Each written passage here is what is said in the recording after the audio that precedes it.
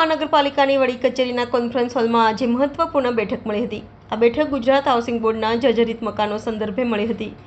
Mayor Pinkiben સોનીના અધ્યક્ષસ્થાને મળેલી બેઠકમાં ડેપ્યુટી કમિશનર અર્પિત સાગર, સાંસદ ડોક્ટર હેમાંગ જોશી, રાવપુરા વિધાનસભાના બેઠકના ધારાસભ્ય અને ગુજરાત સરકારના મુખ્ય દંડક બાલકૃષ્ણ શુક્લ, પાલિકાની સ્થાયી સમિતિના અધ્યક્ષ ડોક્ટર શીતલ મિસ્ત્રી, ધારાસભ્ય કે રોકડિયા, ચૈતન્ય દેસાઈ ખાસ ઉપસ્થિત રહ્યા હતા। રાજકોટ ખાતે આગ દુર્ઘટના બાદ બીજી કોઈ દુર્ઘટના ગુજરાતમાં ન બને તે માટે તંત્ર કડક રાહે કાર્યવાહી કરી રહ્યું છે। તેવામાં ગુજરાત હાઉસિંગ બોર્ડના જર્જરિત મકાનોને નોટિસ પાઠવવામાં આવી છે। જોકે એક સાથે હજારોની સંખ્યામાં મકાનોની નોટિસ પાઠવવામાં આવતા આ મામલે લાભાર્થીઓમાં રોષની લાગણી જોવા મળી રહી છે, જે બાબતે આજે કોઈ ઉકેલ લાવવા આ બેઠકનું આયોજન કરવામાં આવ્યું હતું, જેમાં ગુજરાત હાઉસિંગ બોર્ડના વડોદરા વિભાગના જવાબદાર અધિકારીઓ હાજર રહ્યા હતા। બેઠકના અંતે રીસર્વે કરવાની સહમતિ સધાઈ હતી અને કેટેગરી વાઇઝ મકાનોને વિભાજિત કરી સૌથી વધારે ભયજનક મકાનોને ઉતારવા સહિતની કામગીરી કરવા માટેના નિર્ણયો લેવામાં આવ્યા હતા। આ બેઠક પૂર્ણ થયા બાદ બેઠકમાં હાજર સાંસદ ડોક્ટર હેમાંગ જોશી, મેયર પિંકીબેન સોની, દંડક બાલકૃષ્ણ શુક્લ, ધારાસભ્ય કે રોકડિયા અને ચૈતન્ય દેસાઈએ માહિતી આપી હતી। તો બેઠકમાં થયેલી ચર્ચા અને તેના અનુકરણ અંગે ગુજરાત હાઉસિંગ બોર્ડના કાર્યપાલક એન્જિનિયર અમિત મેનકરે માહિતી આપી હતી। ગુજરાત હાઉસિંગ બોર્ડના જે મકાનો હતા, જે એમના દ્વારા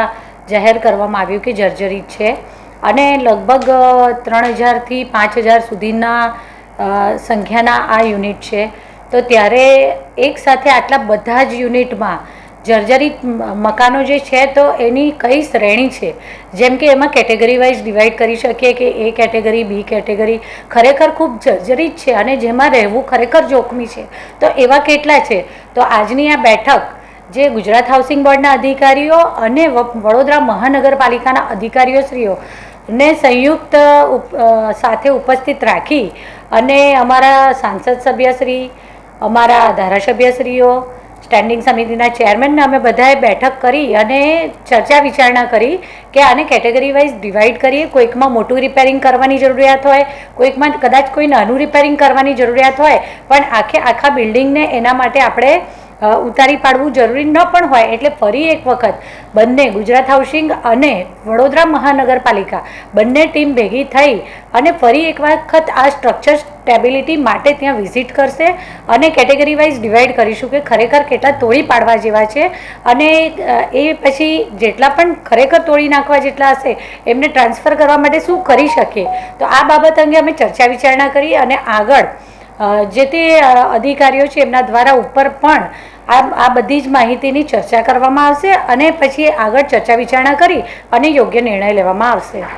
ખાસ કરીને વાત કરીએ તો રીસર્વે કરવાની કામગીરી કરવામાં આવે છે। પહેલા સર્વે કરેલો ત્યારે આ નિરાકરણ કેમ આવ્યું હતું કે રીસર્વે સર્વે કરેલો હતો ચોક્કસ, પણ હવે જ્યારે અમે આજે બધાએ સંયુક્ત બેઠક કરી છે ત્યારે અમે નિષ્કર્ષ પર એ આવ્યા કે પહેલાં તાત્કાલિક હમણાં એક સાથે આટલા બધા જ મકાનોને આપણે ન તો આપણે શિફ્ટ કરી શકીએ, ન તાત્કાલિક તોડી શકીએ। ઘણી વખત એવું હોય છે કે ધારો કે ફોર એન એક્ઝામ્પલ કોઈ જે બિલ્ડિંગ છે એની ટેરેસની સ્ટેબિલિટીના કારણે આખી બિલ્ડિંગને સ્ટ્રક્ચર સ્ટેબિલિટીમાં કંઈક મૂકવામાં આવ્યું હોય, તો કોઈક વખત એ ટાંકી દૂર કરવાથી આપણે તેનો ઓપ્શન બીજો રેડી કરવાથી નાના મોટા કંઈક જગ્યાએ જો વધારે પડતું અંદર ડેમેજ નથી અને નાના મોટા રિપેરિંગથી એ કામ ચાલી શકે કે કેમ તેવું છે કે નહીં, આ જોવા માટે ફરી એક વખત બંને હાઉસિંગ બોર્ડવાળા, ગુજરાત હાઉસિંગ બોર્ડ અને વડોદરા મહાનગરપાલિકા આ બંને ટીમ જશે અને કેટેગરી વાઇઝ એને કેટેગરીકલી ડિવાઈડ કરવામાં આવશે કે કેટેગરી એ, કેટેગરી બી અને સંપૂર્ણ જર્જરિત। પછી એ વડોદરા મહાનગરપાલિકાના બિલ્ડિંગ્સ છે, સરકારના છે, ગુજરાત હાઉસિંગ બોર્ડના છે કે ખાનગી છે, પણ જેમાં આ સ્ટ્રક્ચર સ્ટેબિલિટીનો ઇસ્યુ છે એને ફરી એક વખત એને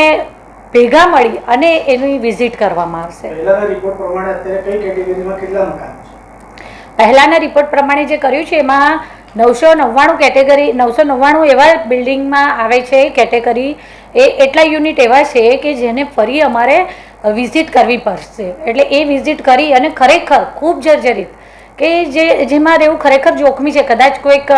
વાવાઝોડું કે એવી કોઈ અસરથી પણ એને નુકસાન થઈ શકે એવું હોય, તો ત્યારે આ નાગરિકોની સુરક્ષાને પ્રાધાન્ય આપવા સાથે આ જર્જરિત મકાનોને આપણે તાત્કાલિક કદાચ ઉતારી પાડી શકવા પડે તેમ હોઈ શકે છે।